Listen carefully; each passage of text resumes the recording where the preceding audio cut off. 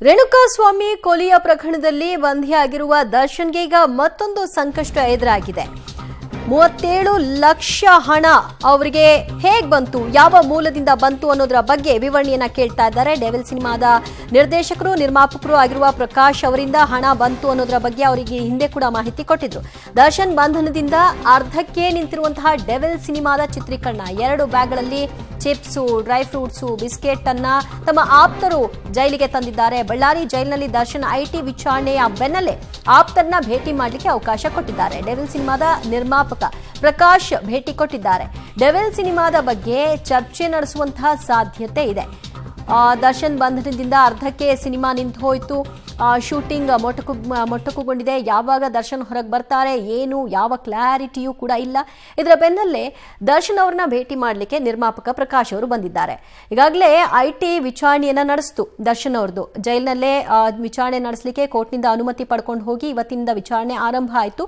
ಈ ಸಂದರ್ಭದಲ್ಲಿ ಅವರ ಮನೆಯಲ್ಲಿ ಸಿಕ್ಕಂತಹ 70 ಲಕ್ಷ ಪ್ಲಸ್ ಹಣ ಏನಿದೆ ಅದು ಎಲ್ಲಿಂದ ಬಂತು, ನಿಮಗೆ ಯಾರು ಕೊಟ್ಟಿದ್ರು ಇತ್ಯಾದಿ ಮಾಹಿತಿಗಳನ್ನ ಕಲೆ ಹಾಕ್ತಾ ಇದೆ. ಈ ಹಿಂದೆ ಕೂಡ ಮಿಲನ ಪ್ರಕಾಶ್ ಅವ್ರನ್ನ ವಿಚಾರಣೆ ಅಂದ್ರೆ ವಿವರಣೆಯನ್ನ ಕೇಳಿತ್ತು ಪೊಲೀಸರ ತಂಡ.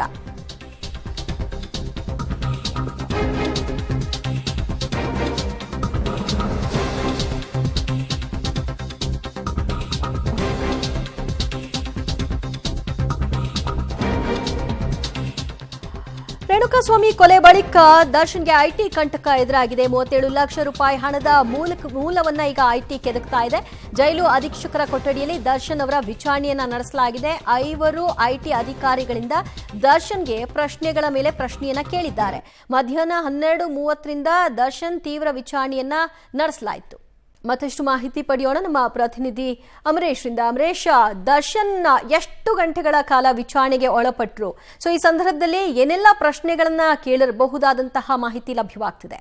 ದಿವ್ಯ ಜೊತೆ ಕಳೆದ 3.5 ಗಂಟೆಗಳಿಂದಲೂ ಸಹಿತ ಕೊಲೆ ಆರೋಪಿ ದರ್ಶನ್ ಅವರ ವಿಚಾರಣೆಯನ್ನ ಇದೀಗ ಐಟಿ ಅಧಿಕಾರಿಗಳು ಮಾಡ್ತಾ ಇದ್ದಾರೆ. ಅಂದ್ರೆ ಪ್ರಮುಖವಾಗಿ ಕೊಲೆ ನಡೆದ ನಂತರದಲ್ಲಿ ಒಂದಿಷ್ಟು ಹಣಕಾಸಿನ ವಹಿವಾಟಾಗಿತ್ತು. ಕೊಲೆ ಪ್ರಕರಣವನ್ನ ಬೇರೊಬ್ಬರ ಮೇಲೆ ಹಾಕೋದಕ್ಕೋಸ್ಕರ ಲಕ್ಷ ಹಣಕ್ಕೆ ಡೀಲ್ ಮಾಡಲಾಗಿತ್ತು. ಅದ್ರ ಜೊತೆಗೆ ಈ ಒಂದು ಹಣದ ಮೂಲ ಯಾವುದು, ಹಣ ಎಲ್ಲಿಂದ ಬಂತು ಮತ್ತು ಹಣ ಯಾರಿಗೆ ಸೇರಿದ್ದು ಅನ್ನುವಂಥ ನಿಟ್ಟಿನಲ್ಲಿ ಈಗಾಗಲೇ ಸಾಕಷ್ಟು ರೀತಿಯಿಂದ ಕ್ವಶನ್ಗಳನ್ನ ಕೇಳೋದ್ರ ಮೂಲಕ ದರ್ಶನ್ ಅವರ ಬೆವರಿಳಿಸ್ತಾ ಇದ್ದಾರೆ. ಅದ್ರ ಜೊತೆಗೆ ಐಟಿ ಅಧಿಕಾರಿಗಳು ಕೇಳ್ತಕ್ಕಂಥ ಪ್ರಶ್ನೆಗಳಿಗೆ ದರ್ಶನ್ ಅವರು ಸಹಿತ ಉತ್ತರ ಕೊಡೋದಕ್ಕೆ ಸಾಕಷ್ಟು ಚಡಪಡಿಸ್ತಾ ಇದ್ದಾರೆ. ಅದ್ರ ಜೊತೆಗೆ ಸಾವಧಾನವಾಗಿ ತಮ್ಮನ್ನ ತಾವು ಸುಧಾರಿಸಿಕೊಂಡು ಉತ್ತರ ಕೊಡ್ತಾ ಇದ್ರು ಸಹಿತ ಅದ್ರ ಜೊತೆಗೆ ಅವರ ಪರವಾಗಿರ್ತಕ್ಕಂಥವ್ರು ಸಹಿತ ಈಗ ಅಲ್ಲಿ ಸ್ಥಳದ ಅಂದ್ರೆ ಐಟಿ ಅಧಿಕಾರಿಗಳ ಜೊತೆ ಇದ್ದಾರೆ. ಅವರು ಒಂದಿಷ್ಟು ಅಂದ್ರೆ ಆಡಿಟರ್ ಸಹಿತ ಈಗ ದರ್ಶನ್ ಅವ್ರ ಜೊತೆಗೆ ಇಡಿ ಅಂದ್ರೆ ಐಟಿ ಅಧಿಕಾರಿಗಳ ಜೊತೆಗಿರೋದ್ರಿಂದ ಅವರು ಸಹಿತ ದರ್ಶನ್ ಅವರು ಉತ್ತರ ಕೊಟ್ಟಾದ ನಂತರದಲ್ಲಿ ಅದಕ್ಕೆ ಬೇಕಾಗಿರ್ತಕ್ಕಂಥ ಪೂರಕ ದಾಖಲೆಗಳನ್ನು ಕೂಡ ಒದಗಿಸ್ತಾ ಇದ್ದಾರೆ. ಇದೀಗ ಐಟಿ ಅಧಿಕಾರಿಗಳ ಏನು ವಿಚಾರಣೆ ಇದೆ, ವಿಚಾರಣೆಯಿಂದ ಸಾಕಷ್ಟು ರೀತಿಯಿಂದ ಬಳಲ್ತಾ ಇದ್ದಾರೆ ದರ್ಶನ್ ಅವರು. ಬಹುತೇಕ ಈ ಒಂದು ವಿಚಾರಣೆ ದರ್ಶನ್ ಅವರ ಬೇಲ್ ಅರ್ಜಿಗೆ ಅಂದ್ರೆ ಜಾಮೀನು ಅರ್ಜಿಗೂ ಸಹಿತ ಸಾಕಷ್ಟು ತೊಡಕಾಗ್ತಕ್ಕಂಥ ಸಾಧ್ಯತೆ ಇದೆ ಅಂತ ಹೇಳಲಾಗ್ತದೆ. ಆದ್ರೆ ಇದೀಗ ಅಂದ್ರೆ ಐಟಿ ಅಧಿಕಾರಿಗಳ ವಿಚಾರಣೆಯ ನಡುವೆನೇ ಇದೀಗ ದರ್ಶನ್ ಅವರ ಆಪ್ತರು ಬಳ್ಳಾರಿ ಸೆಂಟ್ರಲ್ ಜೈಲಿಗೆ ಬರೋದ್ರ ಮೂಲಕ ದರ್ಶನ್ ಅವರ ಭೇಟಿಗೆ ಮುಂದಾಗಿದ್ದಾರೆ. ಅಂದ್ರೆ ಪ್ರಮುಖವಾಗಿ ಡೆವಿಲ್ ಸಿನಿಮಾದ ನಿರ್ಮಾಪಕ ಪ್ರಕಾಶ್ ಅವರು ಬಳ್ಳಾರಿ ಸೆಂಟ್ರಲ್ ಜೈಲಿಗೆ ಬಂದಿದ್ದಾರೆ.